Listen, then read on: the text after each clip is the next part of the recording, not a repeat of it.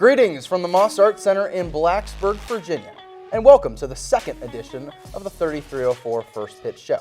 Joined with my distinguished panelists, Key McCrimmon and Sam Mostow, I'm Will Laughlin, and guys, with Hokie basketball season in the books, it's time to turn the page to Diamond Sports here in Blacksburg with Virginia Tech baseball and softball, and boy, both clubs, they're in full swing and having really good starts to their seasons now. Absolutely. The Virginia Tech baseball team, they are 20-4 to start off the season, 9-1 in conference play, their best start in program history. And it is a tale of both sides. It is pitching, it is offensively. These boys are doing everything right to be one of the best teams in the conference so far. Yeah, and it's clicking very similarly for the softball team. The pitching is doing very well. The hitting is doing very well. They're complementing each other, and it's been a lot of fun to watch. Well, guys, let's start in the beautiful paradise that is English Field, where Virginia Tech baseball, they're one of the hottest teams in the country. An 8-game win streak right now for the Hokies, who haven't lost since March 15th. We're nearly in April, so they've gone a few weeks without a loss. They've yet to lose a series outright. In fact, they've won 3 ACC series, sweeping Notre Dame, taking 2 of 3 against Boston College and Louisville. Right now, 9-1 in conference play. Key, I'll start with you here. What has made this team so successful so far in ACC play? I think the biggest thing is going to be the pitching. Last year, this team struggled finding their guy other than Drew Hackenberg, and a lot of injuries dealt with the bullpen that couldn't get this team going pitching-wise. But this year, with our 3-headed guys of freshman Brent Renfro, Wyatt Parliament, and Griffin Stieg, this team is certainly set the tone pitching-wise. On top of that, also the hitting with our led by Carson DiMartini, who leads us with home runs with 13. Henry Cook leads the team in batting average with a 409. Everything's just going right for this team, and this team is fantastic. Couldn't have said it any better than Key right there. What I found was very interesting, though, was 7 of Tech's position players who have played at least 20 games, they all have batting averages over 315. This team is hitting, and it's hitting very well, and their hitting could take them very, very deep into the postseason. Well, in Tech, they've received plenty of national attention as well for how they've performed. The latest polls have the Hokies up to number 13 in the D1 baseball rankings of America. That's the highest mark they've had since last year when they were 11th in the top 25, around mid-March of this season. Then they kind of dropped out of the rankings. Let's focus, though, on the hitting side of things. You kind of talked about it. Tech, they have 8 players right now with an OPS above the 1,000 mark. That's insane, right? They're 3rd in the ACC in batting average and on-base percentage. Of course, they're 1st in home runs with 58, and they also have the best slugging percentage in the country. So, Key, when you look at this Tech baseball lineup, so dangerous, so many options, who has stood out to you the most at the plate for the Hokies? I want to shout out senior first baseman Garrett Giebel. When Garrett Michelle went down a few series ago, it was kind of questioning who's going to go at first. Was it going to be Ebel? Was it going to be Sam Tackett? But Garrett Giebel has stepped up in first, and he's been fantastic. He's hit 5 home runs, batting average of 390. He's stepped up in there, and he has made it seem like Garrett Michelle was not even gone. I will give him a lot of credit. And same thing for George Washington transfer Eddie McLetty Jr. I love saying that name. McLetty Ultra. He's so fun to watch, fun in the outfield. He has been fantastic for us as well with a batting average of 333 and 9 home runs. He went on a streak where he hit 5 home runs, a home run in 5 straight games. He's very fun to watch. Dangerous for sure. And Sam, your thoughts on who stood out in the lineup? I mean, of course, Ben Watson stood out in the lineup. He has a team-high 35 hits. He's hitting 368 this season. That's just dominant, and he's been very helpful to this team. And he did have an 18-game hit streak that was broken just a few games ago, so certainly he can get on track. It's really dangerous, too, when you have all 3 of your catchers in the lineup. You put Gary Giebel, as you mentioned, at first base, McCann at the designated hitter spot, and then Henry Cook as your catcher. The Hokies have absolutely raked, and so Virginia Tech's, their hot start to the season has certainly been due to these potent bats in the Virginia Tech lineup. For more on the Hammer and Hokies, our own Cody Wagner has the report. The lineup card. Well, this is a note card, but it's a sheet of paper which baseball coaches write their starting lineups on. Head coach John Sheff has put together a scary starting 9 for opposing pitchers, and the Hammer and Hokies have gotten off to a 20-4 start. Virginia Tech's won 8 straight, which has landed them at 13th in the nation. This run has been led by a strong Hokies lineup. Behind the dish, Henry Cook calls the shots defensively for Tech, but he's been dangerous with the bat this season, leading the team with a 409 average at the plate. But for Virginia Tech, it's not a one-man show. In fact, 7 of 9 everyday starters for the Hokies are hitting over 300. One of Virginia Tech's most veteran players, Carson DiMartini, struggled to start 2024, but he's hit his stride, swinging the hammer more than anyone else on the team with 13 home runs. Preseason, Tech was predicted to finish in the bottom 4 of the ACC, but this well-rounded lineup has proven otherwise. And what's important for Virginia Tech is that head coach John Szefc is familiar with this level of winning, leading the team to a 45-13 finish back in 2022. The Hokies have proven elite out on the diamond, and Virginia Tech will try to continue to show that it takes all 9 to win and stay hot in ACC baseball. Guys. Thanks, Cody. Great stuff as always. And guys, I turn to you now for the Tech's pitching staff. Let's keep it baseball focused here for the second segment of the show. Their rotation of Griffin Stig, Brett Renfro, and Wyatt Parliament has been on point right now for Virginia Tech, 4th in the ACC in ERA as a team, and all these guys have a below 4.00 ERA as well. So on the pitching side of things, last year that was kind of the issue that plagued Virginia Tech and held them back from maybe having such as a season as they had the year prior where they were a super regional team. How do you think John Szefc and company have just made a one-year turnaround in terms of the rotation? It's not also John Szefc, it's also pitching coach Ryan Fechtel. I spoke with him not too long ago, and he said he wants to put last year behind. You know, a lot of transfers that came in from our pitchers now, they weren't on the team last year, so he made it a point to not worry too much about last year because a lot of these guys weren't here. He just wants to move forward. But he's really just set the tone. All these guys with Renfro, with Stig, with Parliament, even a Saturday starter. I expect to start today against Pittsburgh. He has a 3-0 record. So everyone's staying healthy. Everyone's just setting the tone and just being themselves. And this is why this team is so strong as they currently are. And on top of that, I mean, obviously the pitching has been dominant. There is a luck factor at play here.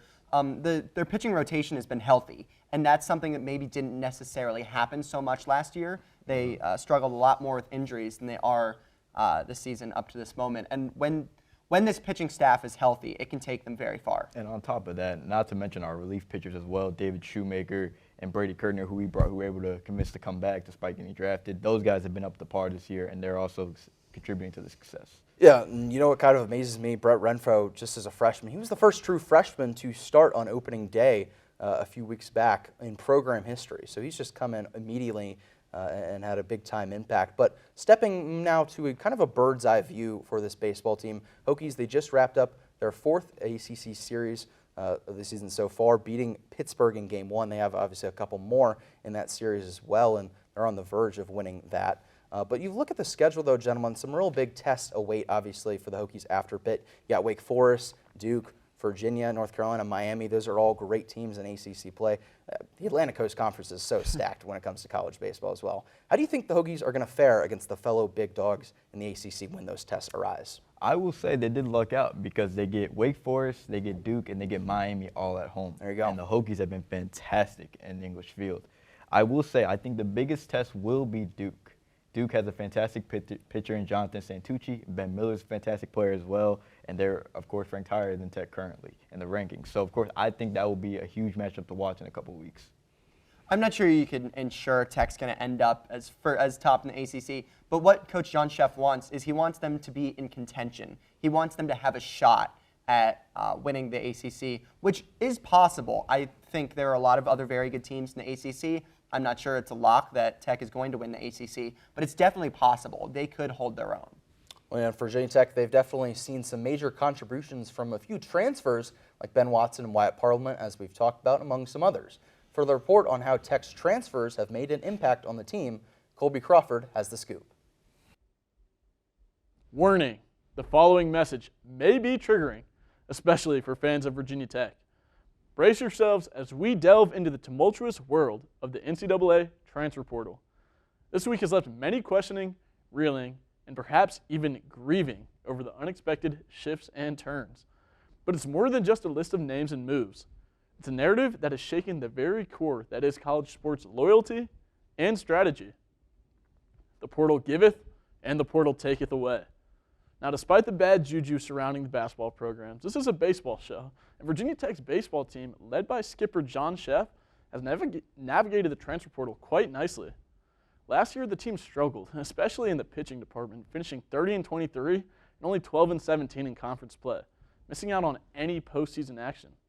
Now this season, through 24 games, they boast a 20-4 record and have their best start in ACC play ever, thanks in large part because of key contributors that came from the transfer portal.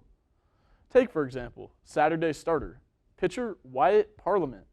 Now he's a transfer from Rutgers. So far, he has amassed a 3-0 record with a 3.95 ERA. Now, this was a team a year ago that couldn't find any consistency at pitching, and they had an ERA just shy of 6. Now, moving on to center field, Coach Szefc faced another dilemma when superstar Jack Hurley was selected in last year's MLB draft, leaving big shoes to fill. Now, Coach Szefc responded by securing Division II Elizabethtown slugger Ben Watson, who's been on fire, recently ending an 18-game hit streak, but he boasts a .368 batting average with 22 RBIs in his first 24 games. Then lastly, how can you forget? There's a player with one of the most entertaining names in college ball, Eddie Micheletti Jr. from George Washington. Micheletti has made an immediate impact here in Blacksburg, starting all 24 games with already 9 home runs and posting a slugging percentage of .756.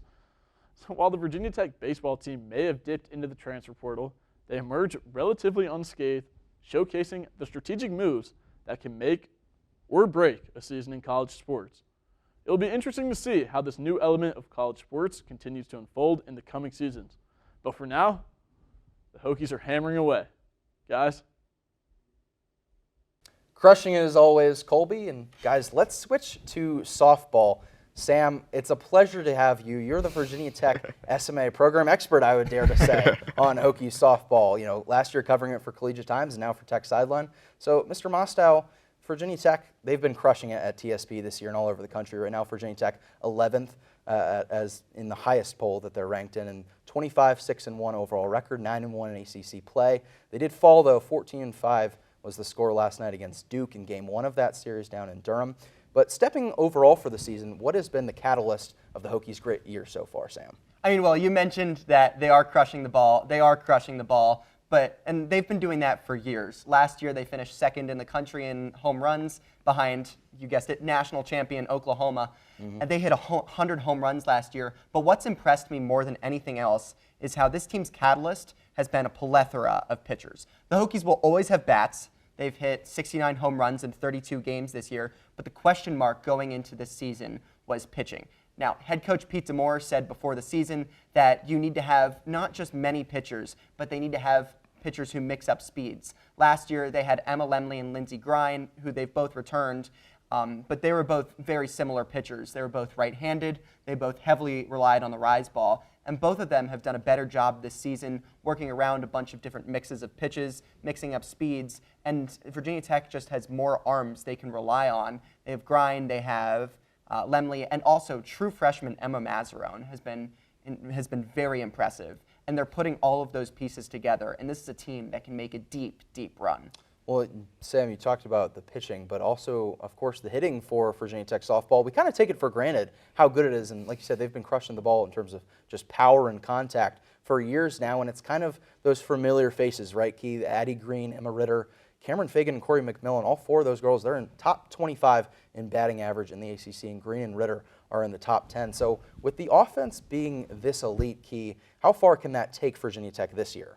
I think last year, losing to Georgia in the regionals, this team wants to come back hungry, and they're coming back for more. I think this team can host a super regional at the least. I certainly believe they're deep enough to make a deep run in the College World Series. If Addie Green's hitting well, if Michelle Chatfield's hitting well, if Radford transfer Corey McMillan, if she's up to par, along with our two-headed monsters of Grine and Lemley, this team has what it takes to make a deep run, certainly.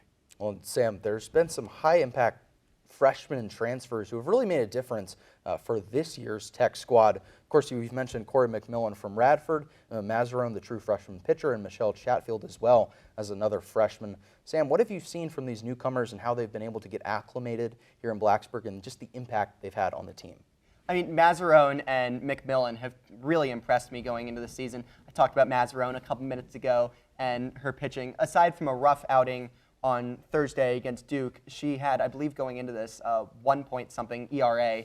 And also she can hit. She hasn't hit a whole lot, but she's been in the lineup a little bit on days, especially on days where she hasn't been pitching. And even she did some pinch hitting on a day when she was pitching. And just if she can especially get her hitting up to par, she can be unlike many other players in the ACC. And McMillan has especially stood out to me. You know, the Radford transfer. Head coach Pete Demore was talking before the season about how Radford came to Tech Softball Park to play a midweek game last season. And the first inning, McMillan hit a home run. And Demore was thinking something like, okay, we need to get her when she entered the transfer portal. And what's also been interesting is into this season, McMillan has been dominant. And Demore, what he said was, McMillan doesn't know how good she is. And she'll only continue to develop, continue to get better. And it's really quite something to watch. Yeah, Pete Demore obviously knows a little something about developing players, and he's done it all throughout his tenure here in Blacksburg. So softball, they're locked in a series right now against Duke. Dropped the first game, but they're still looking to salvage the series. For more on how the Hokies are adjusting to playing against this top competition in the ACC, the son of Saturday himself, Kyle Bean, brings you the report. The Hokies are back on the hunt for the Women's College World Series, a feat that has eluded them since 2008.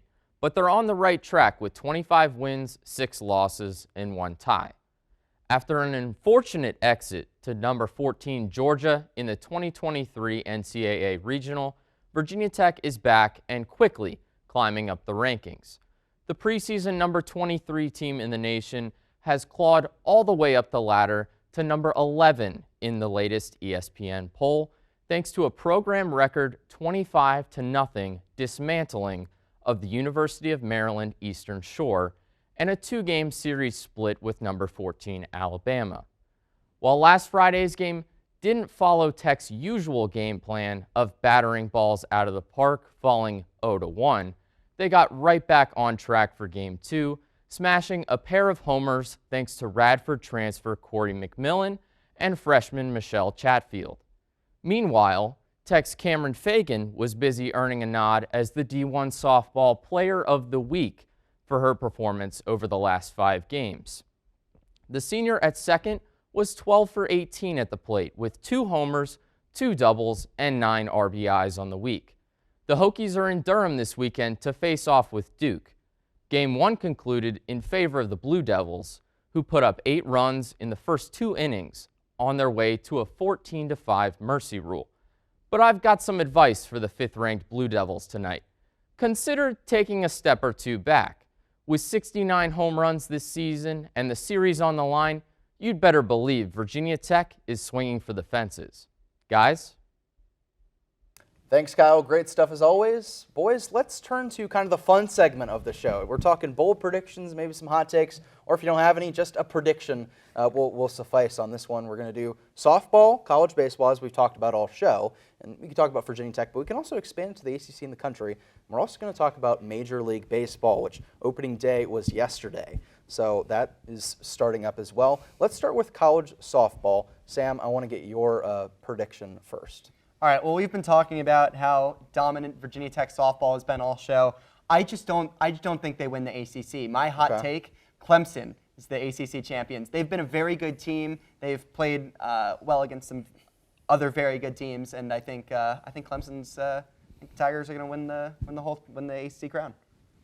All right, Key. I actually think the Hokies will win the ACC. Oh. I think if the hitting stays the same with McMillan, with Michelle, and with Addie Green, everything will work just fine, and the Hokies will win the ACC in softball. So my bold prediction is kind of expanding outside of just the ACC. I think Virginia Tech, they'll host a regional, but they won't host a super regional, yet they will still make it to the College World Series, winning on the road in another team's ballpark. That's going to be my kind of hot take, which is kind of the inverse of what happened 2 years ago when they hosted supers against Florida, I believe, and weren't able to finish the job there. But let's flip now to college baseball.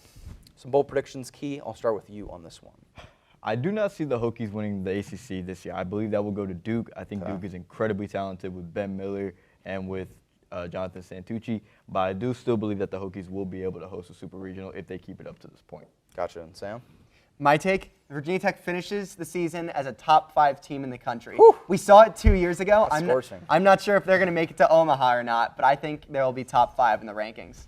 So I'm going to, once again, kind of expand just outside of Virginia Tech and here in Blacksburg. I'm going to go not 1, not 2, but 3 ACC schools are going to make it to Omaha in the College World Series. We talked about it. The ACC is so stacked. I mean, you obviously have Virginia Tech, Miami, North Carolina, Virginia, Wake Forest, Clemson. There's so many great schools. I think a lot of the times SEC is the dominant conference in college baseball, but I think the ACC is going to kind of match it this year and get 3 schools to make it all the way to Omaha.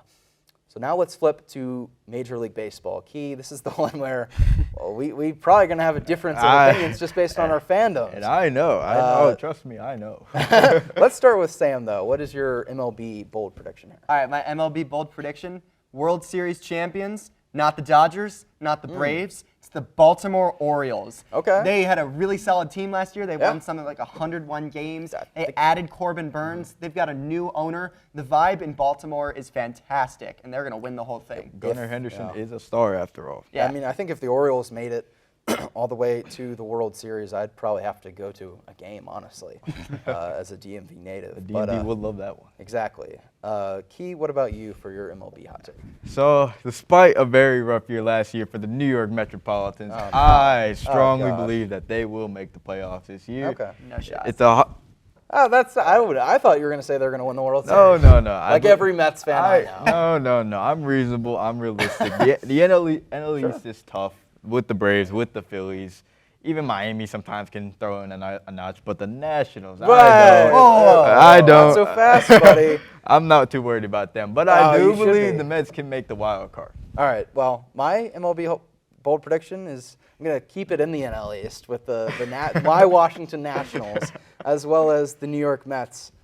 My hot take is that the Nationals finish with a better record than the New York Mets because they almost did it last year. Keyword They almost, almost did it last almost. year, and I think the Nats are going to be a little bit better, right? I mean, you got prospects like Dylan Cruz and James Wood who are on the ascension. Of I think course. Wood is probably going to come in and be on the roster at some point this year. And they have a lot of young talent. Josiah Gray, who you've been trash talking, by the way. I will. Josiah Gray is I going want to to be great. personally tell you Josiah Gray's stat from yesterday, from opening day. Yeah, he didn't pitch well. 4 innings pitched, 8 hits, 7 earned runs, ERA of 15.75. Yeah, if he keeps it up like that, the New York Mets will gladly have a better record All right, well, than the then Nationals. Can I make it my bold prediction that Josiah Gray will lower his ERA from 15.75? As a matter of fact, Josiah You Gray should. will pitch a perfect game his next start. How about that one? Oh. You want a prediction? Wow. Put money on that. How about that? MLB bold predictions with the Nats and the Mets. Well, guys, I think that's about going to do it for us here on this fine Friday morning. Fellas, enjoyed chopping it up with some Virginia Tech baseball and softball with y'all. For our reporters, Kyle Bean, Colby Crawford, and Cody Wagner, and our lovely panel of Key McCrimmon, Sam Mostow, I'm Will Laughlin, saying so long from the Moss Art Center in Blacksburg, Virginia. Enjoy the spring festivities of Hokie baseball and softball, and we'll see you next week.